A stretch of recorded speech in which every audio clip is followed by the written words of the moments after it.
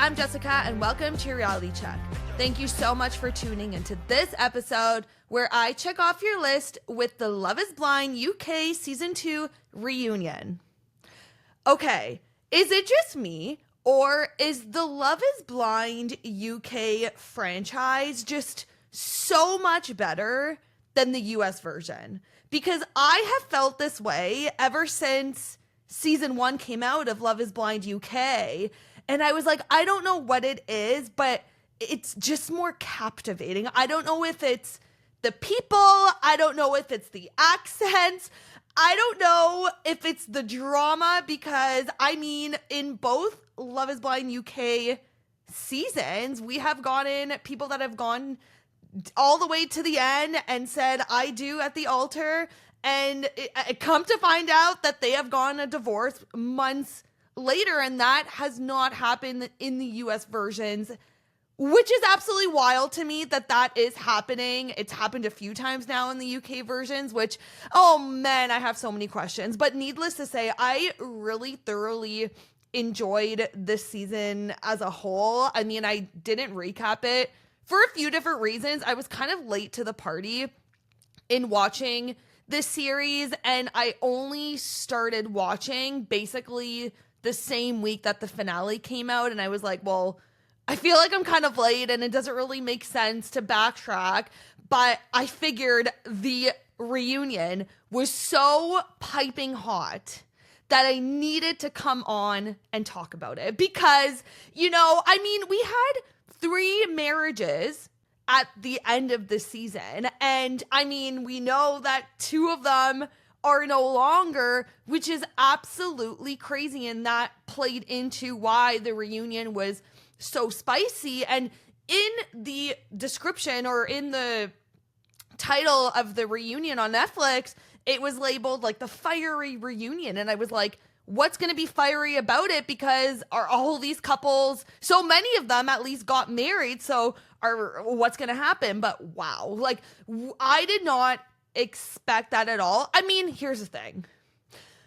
You know, when you have a haircut like Kal, and you kind of have F-boy energy like Billy, I could see it just from a mile away that those men in particular were not there for the right reasons whatsoever. But then here's the thing. These guys got married. They got married. They committed themselves to being with these women as their husband in life, like a lifetime together of happiness through sickness and in health and all that. Like, they committed themselves to that. And all of a sudden, literally almost on the exact same day, 3 months later, one, I believe, broke up with their wife on January 1st. The other was January 2nd, which is a whole other thing. They break off the marriage.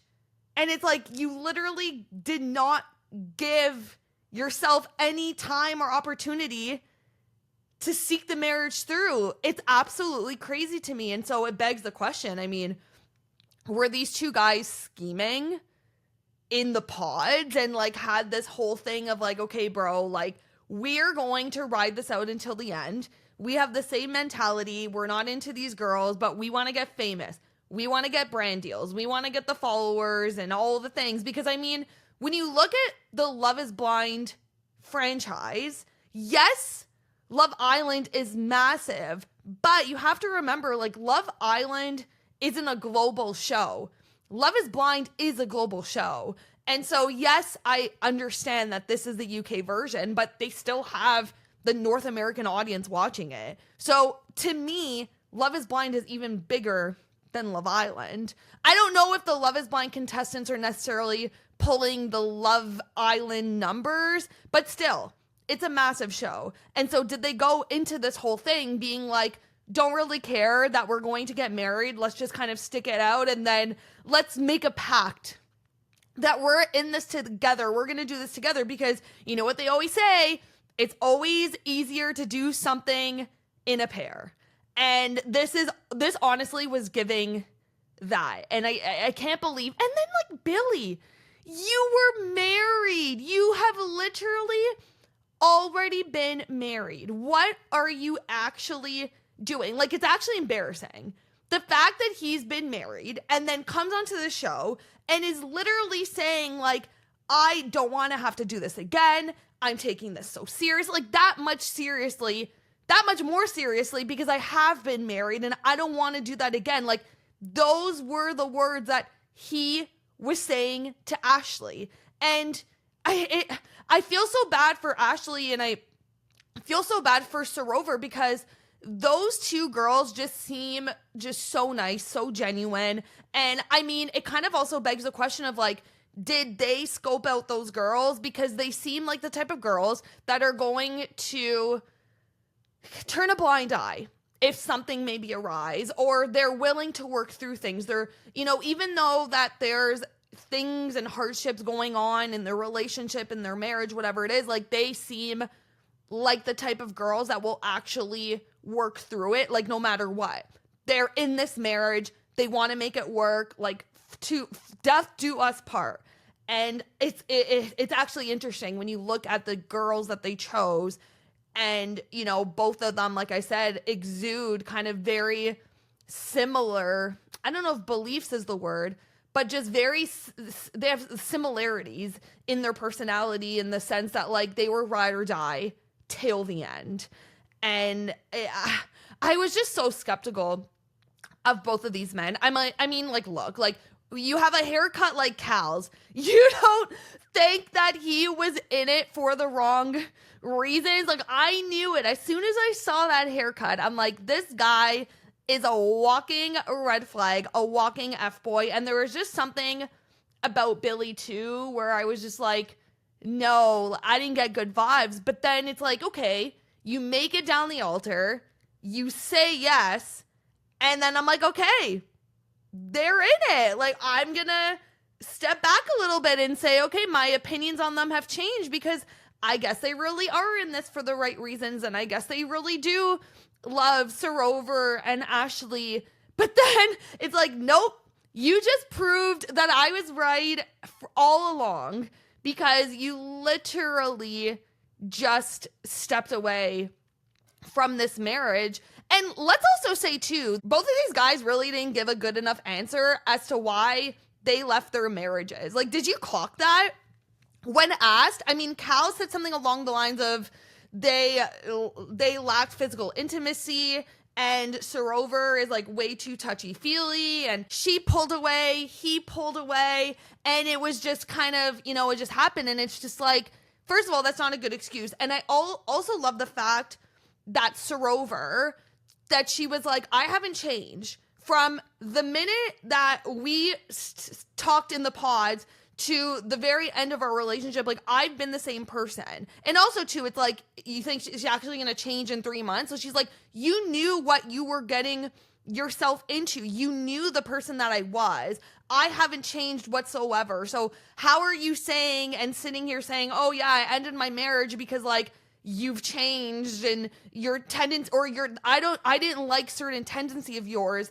She's like, then why did you say yes in the first place? Because you knew that's how I was in the first place. And oh my gosh, I almost forgot to mention, as soon as the host introduced Kal and Sarover, they played a video montage of both of them enjoying life. Like, here's their life, like a snapshot of their marriage and vacationing and going here and going there and like looking super happy. And then all of a sudden, when the hosts were like, oh, so how is married life? And Sarover's like, what married life? At first I was like, wait, is she joking? Is she actually joking? Because I was like, I was duped.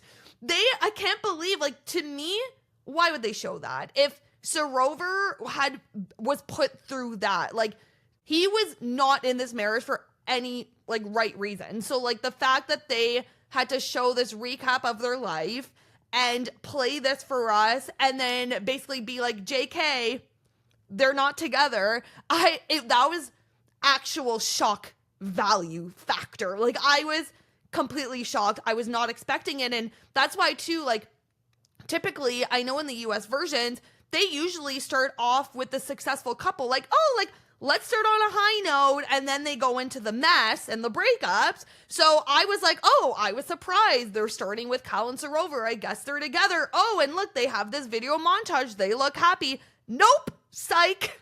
Not happy at all. I was shocked. I was completely shocked.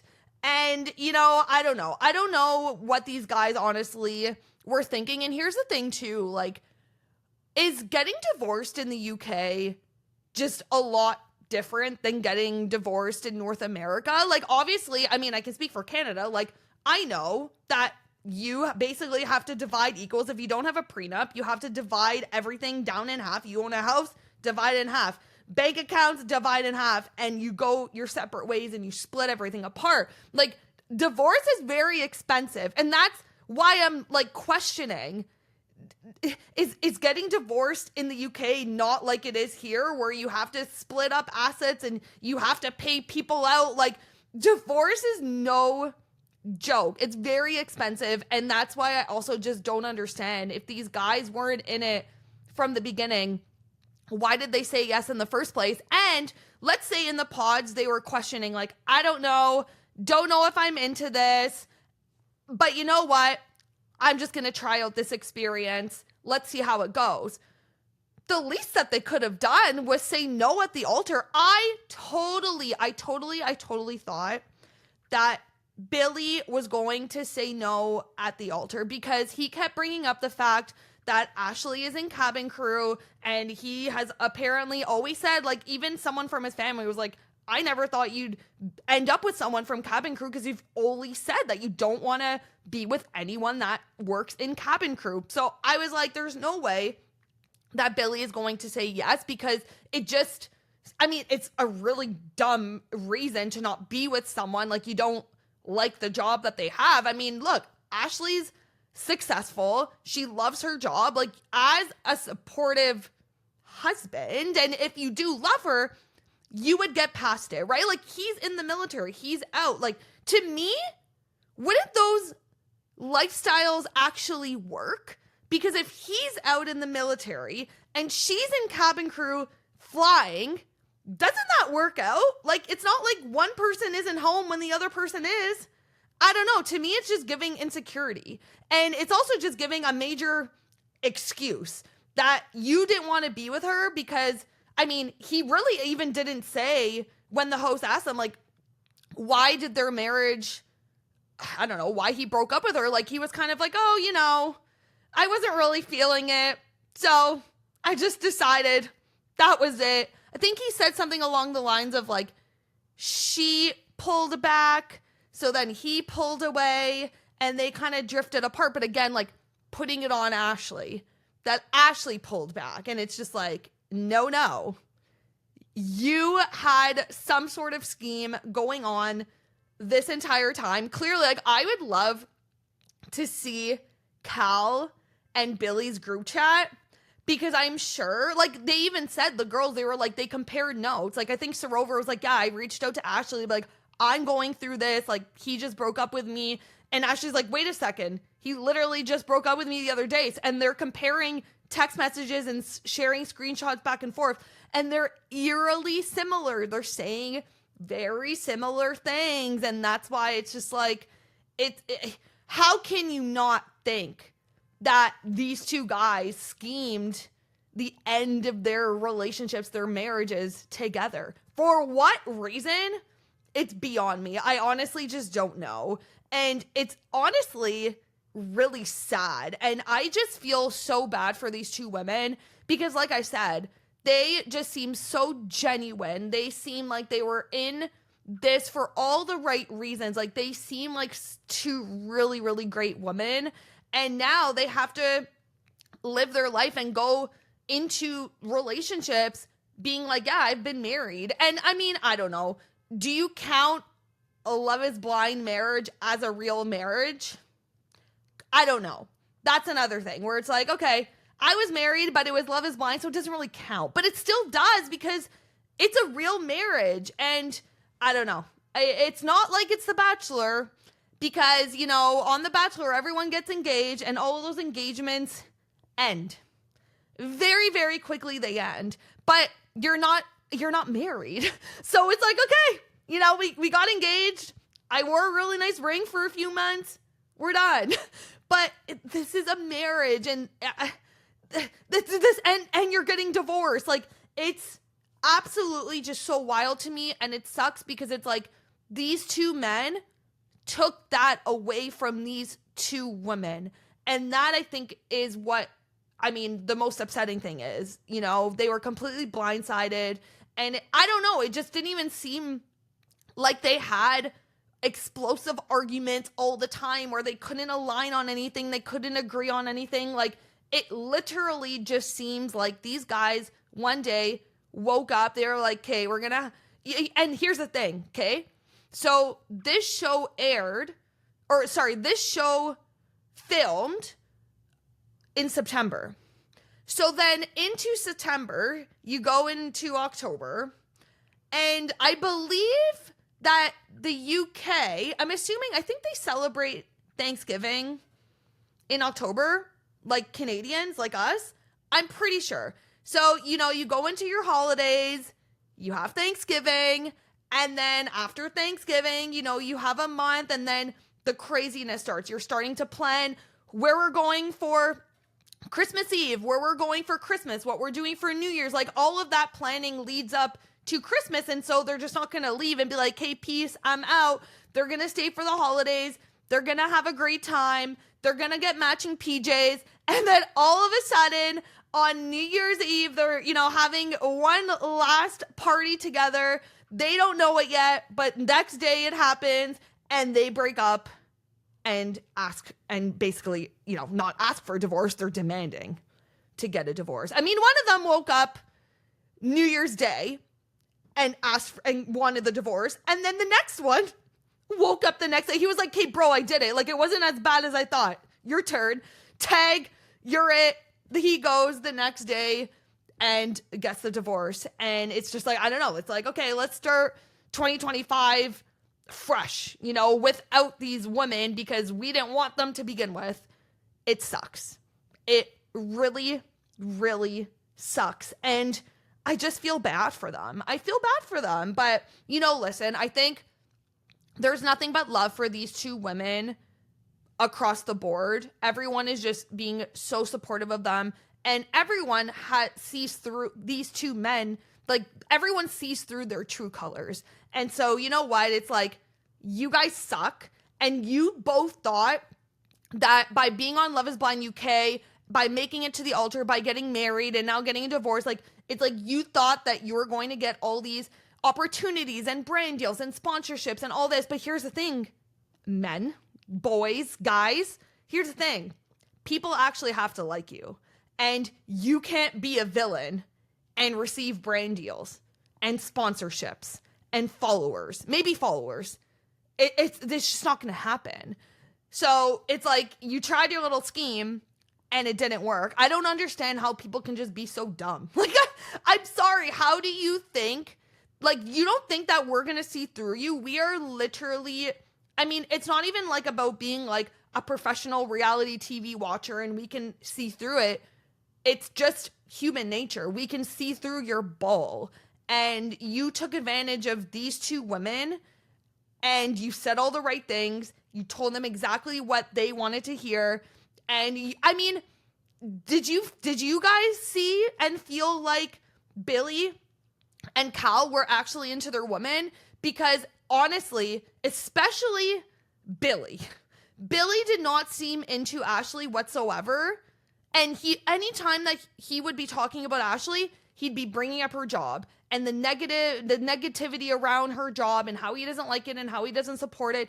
And even for Kal, like, Kal has never dated an Indian woman before. And so, you know, I think it was really beautiful that they had this story of a half Pakistani man and an Indian woman, like, coming together and forming their relationship. Like, I think that was a really nice narrative.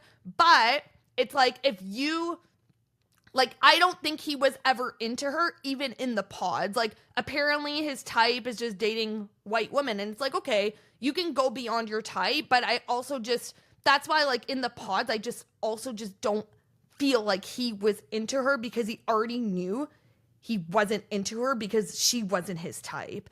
And I just think they took advantage of these two women. I wish these girls nothing but the best. I'm sure we're going to see at least one of them on Perfect Match next season. I'm sure. Well, yeah, because Perfect Match is filming, I believe, this month. So, I mean, perfect opportunity. It's like, okay, you can see how the public perception feels about these women. I would be totally down to see Sarover on Perfect Match. I think she's great. I think she's super smart. And I mean, same for Ashleigh too. I think she is also really great. And I think they're just both down to earth girls. I mean, let's see. Maybe they're going to start a podcast together. You never know, because that's basically, you know, that's what all of us kids do these days anyways, right?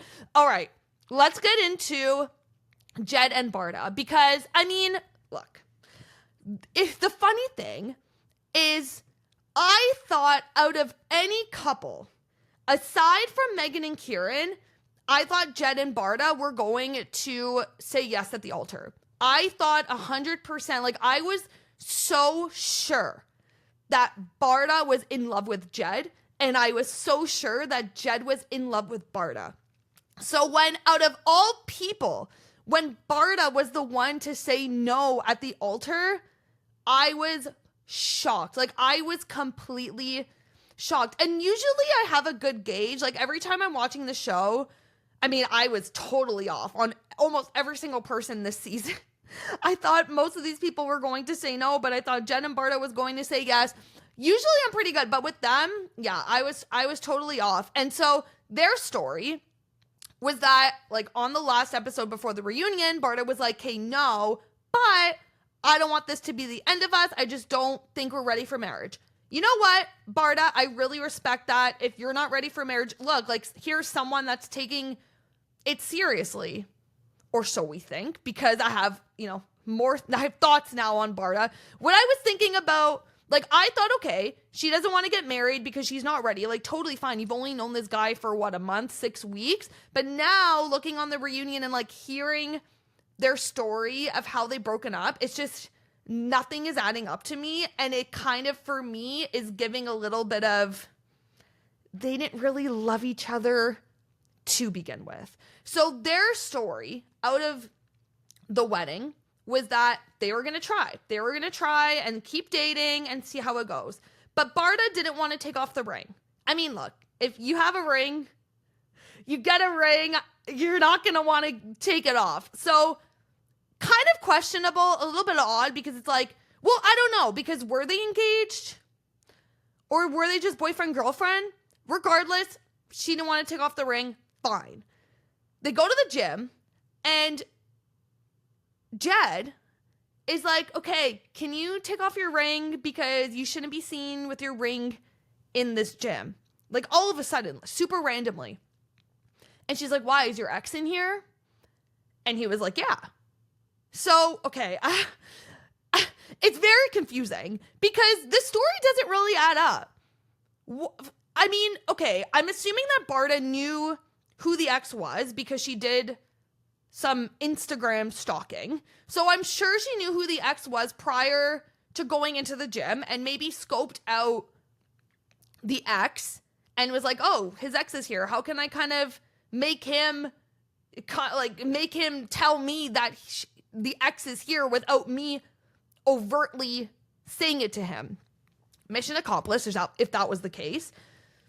The thing that I'm very confused by is, why would Jed care that Bardha's wearing an engagement ring because the ex is there? It's not adding up. And the only thing that I can think of is if he was chatting it up with the ex, if he was exchanging messages with the ex, like if him and Bardha, maybe, I don't know, he was not, I don't know, I don't want to use the word cheating on Bardha, but like talking on the side with the ex while still trying to figure things out with Bardha. Like, to me, there's no reason why he would care that her ring was on because of the ex, unless him and the ex were chatting and the ex didn't know that he was engaged. You know? I don't know. It all is just kind of confusing to me, because it's just like, who cares if the ex is there? And it also is like, okay, should these people be wearing their engagement rings out? Like, in general, should Love is Blind contestants be wearing their engagement rings out? Should they not? It's just like, look, this was filmed a year ago. No one knows who these people are, except for friends and family. So it doesn't really matter if they wear their engagement rings because the cast isn't released until a few days prior to it going on Netflix. So I don't think there's any issue with any of these people wearing their engagement rings. If they get married, also wearing their wedding rings, because they're just living their normal lives, because they basically have a year to do that until people find out who they are. But I don't know. It just, for me, it was like they had no big problems. Like, even on the show, like, there was one little thing that Bardha was like, oh, you know, we're having a little riff. And that was kind of like her quote unquote reason for not saying yes at the altar. And it was kind of like she was just trying to find a flaw in their relationship so that she didn't need to say yes and didn't need to get married. And I feel like the same was for Jed. And this whole thing of like the ring and the ex and the gym, like, to me, it's just an excuse because it's not a big deal at all. Like, on no one's end.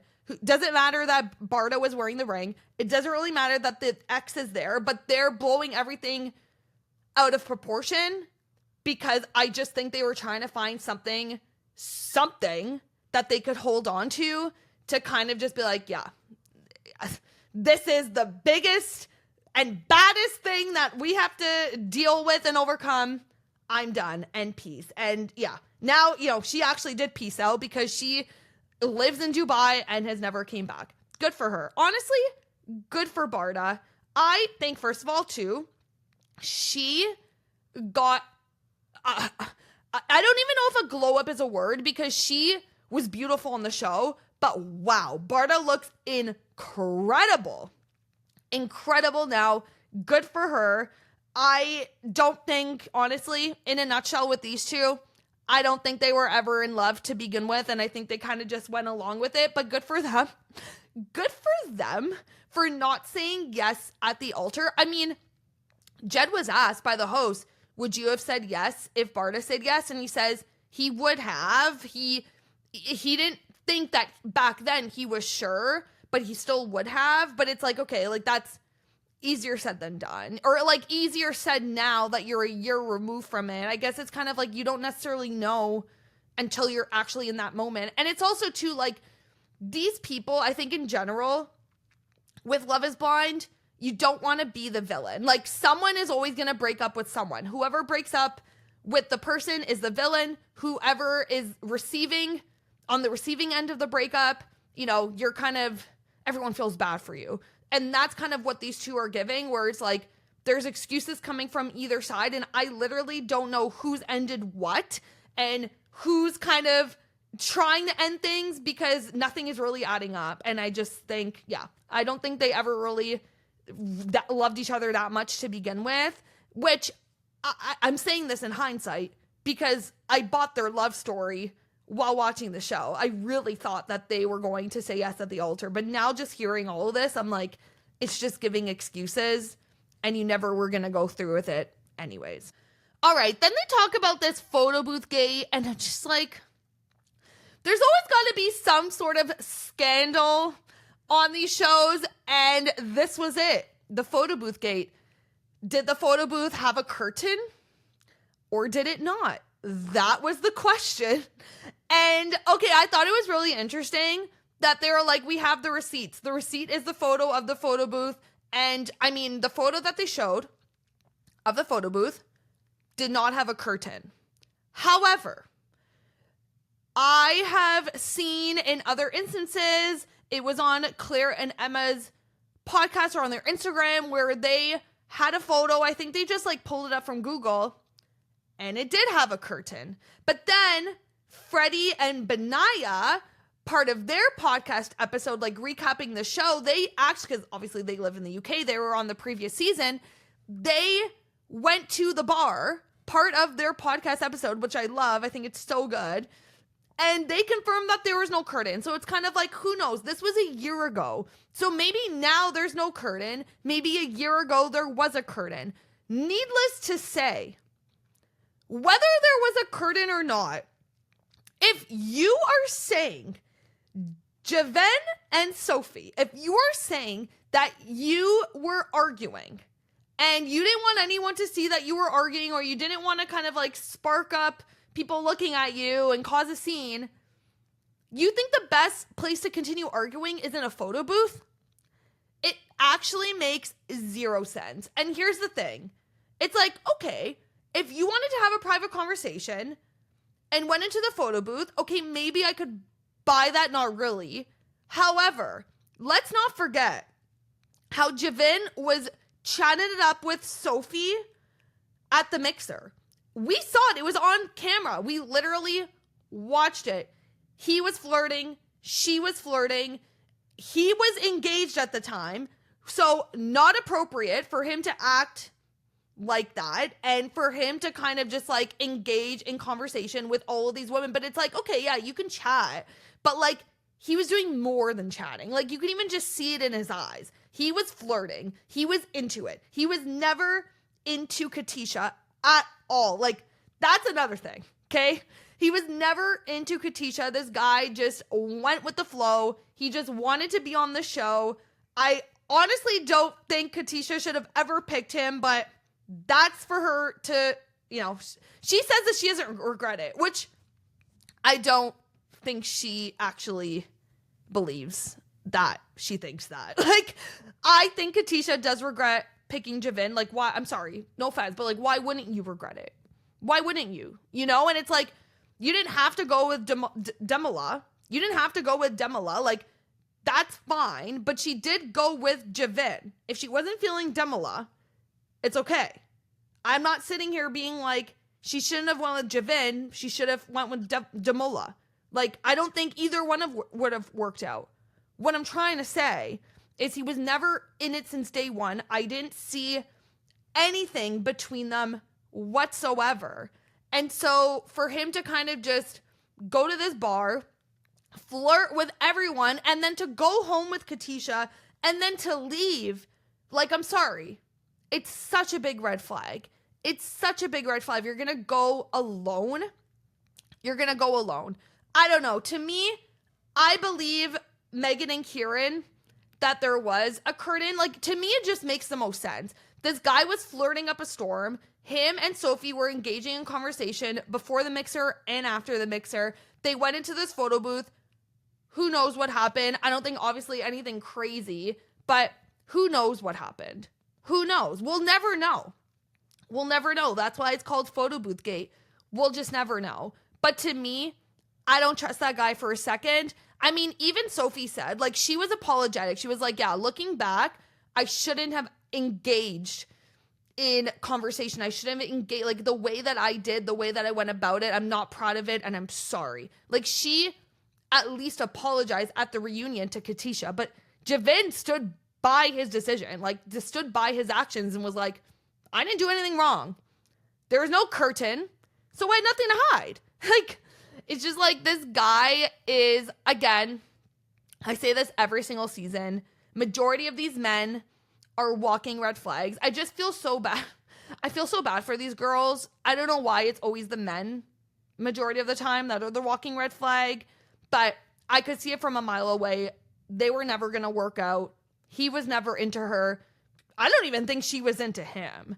You know, I really don't. The whole switch up, her being into Demela, and then overnight switches, like, I don't know. I don't know what that whole thing was about, but I just think Photobooth Gate, it's never going to be solved. But my opinion, there was a curtain. Let's move on to our last couple, Megan and Kieran. Thank goodness we have a successful couple from this show, from this season. I'm not surprised. I knew leading into the marriage, I was like, okay, they're definitely, like, they seem super into each other. They just balance each other. You know, there's kind of like an unsaid thing that they just understand each other, they balance each other, they complement each other. And so I knew going into the marriage, I was like, okay, they're definitely going to get married. They do. But I love the fact that they're still together. The only couple to stay together. I love them. I just think they look so good together. Kieran got a glow up, the wife effect, and everyone was kind of saying online leading up to the wedding that is the wife effect that happened on. It's so hard for me to remember everyone's names on Love is Blind, but it happened to one of the guys from the previous season in the US version. It's funny because I remember her Instagram name. Taylor and Garrett. That is who I was thinking about. And I remember like he posted this photo of him at like New York fashion show, like walking in one of the fashion shows. And he posted this photo and everyone's like, oh my God, the wife effect, you're definitely married, because he did not look like that on the show, which was a year ago. And basically the same thing kind of happened this time. I'm super happy for them. I love them. I'm seeing all their TikToks. They look amazing together. I think they're going to last. It's so hard to say, obviously, but I think they're going to last. I don't think I lied. There's definitely been divorces that have happened in the US version, but very few and far between. And it's like years later, like not within 3 months of each other. And I think that's because people know what marriage it's not even people know what marriage represents. It's more of people know the effect of a divorce and like how divorce can actually just like drain your bank account. Honestly, that truly is what it is, right? So anyways, very happy for Megan and Kieran, and I'm excited to kind of see what they do in the future, because I think they're great. And I think they were good TV, and I love the energy, and I love them together. So that's the reunion in a nutshell. I have to say, I loved it. I thought it was like very thorough. I thought it was really well done. I think the way that the hosts kind of went about this reunion, it was just, I don't know if this is the right, it was just felt organized. You know, they went from couple to couple. They spent a good amount of time on each couple. I think we kind of got a lot of the answers that we were looking for. I'm not kind of walking away being like asking questions. I think it was really well done. I mean, look, we had this reunion, which was an hour, and then we had the Love Island reunion, which is 2 hours, which is crazy to me. There was so much in that reunion that could have just been left on the cutting room floor. So I really appreciated a 1 hour, very thorough, but quick-ish reunion, and I enjoyed this season. I love the UK versions of Love is Blind. I think they're fantastic. And there's a new season of Love is Blind coming up next month in October for the US version. So I will definitely be recapping that full season, and I cannot wait. I'm also going to be recapping and chatting about Love Island Games. Love Island Games is starting, I want to say it's starting next week. So I'm going to be honest, I watched last season. I can't remember the format. I can't remember how many episodes they are in a week. I can't remember at all. So I have to figure that out, because I definitely should probably prepare how and when I'm going to recap it. But I'm going to be recapping it, so watch out for that. I know there's a lot of shows starting up in the fall. So right now, I definitely know I'm recapping Love Island Games.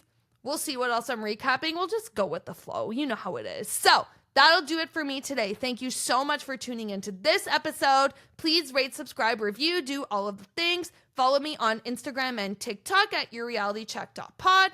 And I cannot wait to chat with you in the next episode.